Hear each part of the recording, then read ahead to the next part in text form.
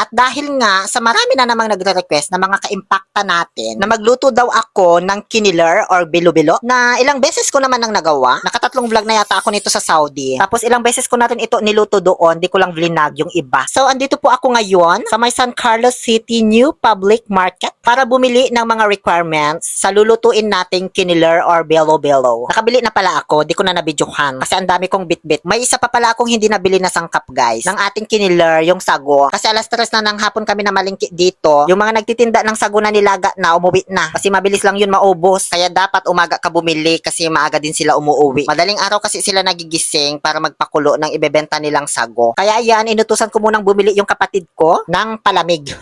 Hindi sago B, mamaya na yun. Itong uhaw na ako sa init eh. Uunahin ko pa bang magpabili ng sago? Nakakamiss din uminom nitong palamig sa mga kalye, no? Lalo na kapag nawasa yung ginamit nilang tubig. Mayat maya, andyan na yung kapatid ko. Nakabili na siya ng hilaw na sago. So tara na, kasi papakulaan ko pa po ito ng matagal sa bahay. Kinabukasan, heto na. Hindi ko maalala kung saan ko nailagay yung nag-iisang langka na natira namin. Nasaan kaya yun? Masarap pa naman sa kiniler yung may langka. Teka lang, parang may natatakiling ako dito ah. Oy? Namunga pala ng langka yung dalandan namin. So ito na, magbubukas na naman tayo ng langka ano? Paulit-ulit na lang. Oh, 'di ba? Akala mo kung ano nagagawin ko. Hindi ko na 'to masyadong ipapakita habang hinihiwa. Nakailang vlog na ako sa langka na 'to eh, di matapos-tapos. Pagkatapos kong hiwain ay hinimay-himay ko na rin ng maliliit na pahaba. Basta yung pang bilo-bilo na hiwa. Sunod naman na kukunin kong sangkap ay yung kamoting kahoy. Bagong tanim pa lang yung mga kamoting kahoy namin dito. Buti na laang at may nabili ako kahapon sa palengke. Ayan oh. Ewan ko ba, ba't ko pa nilagay dyan? Sunod naman na kukunin ko ay ang saging na saba. 25 isang kilo lang bili ko dyan sa palengke guys, mura lang. Sinabit ko lang dyan para makita ng kapitbahay namin na may saging na saba kami. Charot. Ngayon naman ay may kukunin lang akong isang napaka-importanteng sangkap dito sa may ilog namin. Buwis buhay na yata ito. Kaya tara, samahan nyo akong makagat ng ahas.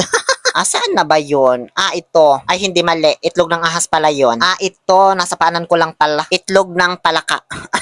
Charot. Yan yung sago na nabili ko sa palengke. Bale, na-misplace ko lang po, kaya siya napunta dyan. Ngayon ay sisimulan ko na po magpakulo ng sago. So, paparlangan ko muna itong dalikan namin, ano. Sa kahoy ko kasi siya pakukuluan kasi matagal ito, abot 3 oras. Mauubos na naman ang gas namin, pagagalitan ako. Guys, kung alam nyo lang, isa ito sa pinagsisihan ko kung bakit bumili pa ako ng hilaw na sago. Naabala ako ng husto, Diyos ko. Ang tagal na talaga lutuin, nagkadikit-dikit pa. Tapos kailangan hindi mo siya tigilang haluin ng haluin. Kaya kung ako sa inyo, wag nyo tong gagayahin ang ginawa ko, ha? Hindi advisable to. Bumili na lang kayo sa palengke nung luto na. Nung medyo lumambot-lambot na, malapit nang maluto, mga 1 oras na lang. Iniwan ko na lang muna yan. Pinasuyo ko muna sa hipag ko para bantayan. Kasi may kulang pa palang requirements na sangkap yung lulutuin kong kiniler. Nakalimutan ko bumili ng asukal at gata ng niyog. Kaya nag-tricycle kami ng kapatid ko papunta dito sa barangay Taalang, ang angining ng mga talang ay. Madami na kasing bilihan dito guys. Halos lahat andito na rin. Mga karne, isda, gulay, grocery at kung ano-ano pa. Parang palengke na din tapos ang lapit pa sa amin. Bumili ako ng 2 niyog, yung napiga na. 35 isa. Tsaka 1 kilong pulang asukal. Pwede namang puti, kaso mas mura kasi yung pula. Bali, 4 na supot yung gata na binili ko kasi hiniwalay nila yung unang piga sa pangalawang piga. Salamat po. Binibenta nyo ba yung duyan? Para kasing ang ganda ikabit doon sa silong ng dalandan namin.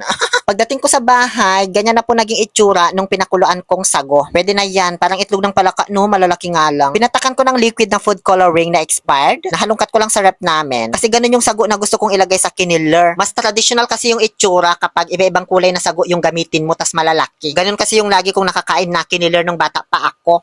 Binabad ko muna ng around 15 minutes sa food coloring yung mga sago. Saka ko hinugasan ng maigi. Yung as in magiging clear na dapat yung water niya. Yung wala na talagang humahalong kulay sa tubig, ganon. Kasi hahalo yung kulay sa kiniler natin kapag hindi nahugasan ng maigi yung sago. Ngayon ay ipe-prepare na namin yung iba pang mga sangkap. Mula sa pagbalat ng kamuting kahoy hanggang sa paghiwa, pati na yung saba. Yung nanay ko tsaka hipag ko naman yung katulong ko sa pagbibilog-bilog nung glutinous rice flour. Pero sila na rin halos tumapos niyan kasi ang dami-dami ko pang hinihiwa. Alam nyo guys, sobrang dali lang naman talaga gawin ng bilo-bilo. Paghahalo-haluin mo lang naman yung mga sangkap niyan. Ang mahirap lang dito tsaka nagpapatagal ay yung pag-prepare ng mga sangkap. Diyos ko, ang dami man kasi. Para ka lang din nagre-requirements sa in-applyan mong trabaho.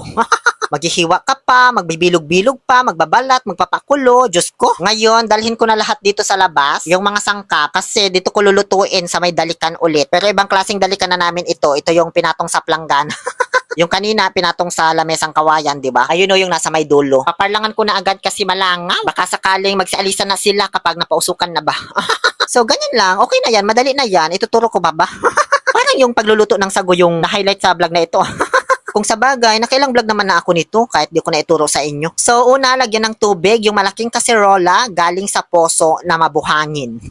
Mabuhangin man kasi yung nilalabas na tubig ng puso namin. Pero huwag kayong mag-alala kasi pinalinig ko naman na yan bago ko sinalin dyan sa casserole. Antayin kumulo yung dugo ni Yolo. Charot. Pag kumulo na, unahing ilaglag yung sangkap na sa tingin mo ay matagal maluto. Yung matigas ba ganon. Kaya inuna kong nilaglag yung kamoteng kahoy. Kung lalagyan nyo ng gabi or kamoteng gapang na kulay ube, isabay nyo na rin ilaglag. Song roll para di mamatayan ng apoy. Nilaglag ko din pala yung pangalawang piga ng gata para sumabay na sa pagkulo. Antay-antayin na lang nating kumulo ito ulit, ano? Kasi nag-disappear yung pagkulo niya nung nilagyan ko ng gata salvahe. Isinong roll ko ulit, tsaka sinibukan gamit ang aniyog para ma-maintaining balance natin yung apoy niya. At sa wakas, natapos na rin nilang bilog-bilugin itong glutinous rice flour. Hindi ko na sila tinulungan magbilog-bilog kasi ang dami-dami kong ginagawa dito sa labas. Ngayon, ilaglag na natin. Ako lang pala, kasi ako lang naman yung nagluluto dito. Nanonood lang naman kayo. Maging maingat lang, Bi, kasi tumatalsik, nakakapasok. Sinunod ko na rin agad-agad yung saging para sabay-sabay na yan maluluto. Pati na rin itong lengkya at tsaka yung zago na inabala ako ng husto. Ba't naman namuo siya, Bi?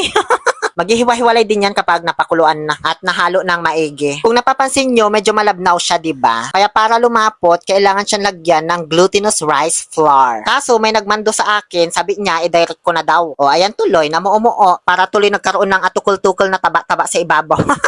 Nanggigil ako doon sa nagmando sa akin. Sabi nang tunawin ko na lang sa tubig eh. Pero okay na yan, madudurog din yan kapag kumulo na ng kumulo. So ayan na po yung tinunaw ko sa tubig na glutinous rice flour. Ganyan naman talaga. Matagal ko nang ginagawa yan tuwing nagluluto ako ng bilo-bilo. Ewan ko ba ngayon, ba't nagpauto ako doon sa nagsabi sa akin? Sa pagod ko na rin siguro ba. Tapos nilagyan ko na ng asukal according to my own desire and to my own feelings. And last but not the least na inilagay ko ay yung unang piga na gata ng niyog. Yun lang, tapos na. Antayin lang yung kumulo at haluin ng haluin hanggang sa lumapot. Yung ganyan ba siya kalapot oh. Kapag lumamig na kasi yan, mas lalapot pa. Mayat maya ay hinango ko na. Diyos ko natapos din. Parang ang daming pinagdaanan ng kiniler na ito ah.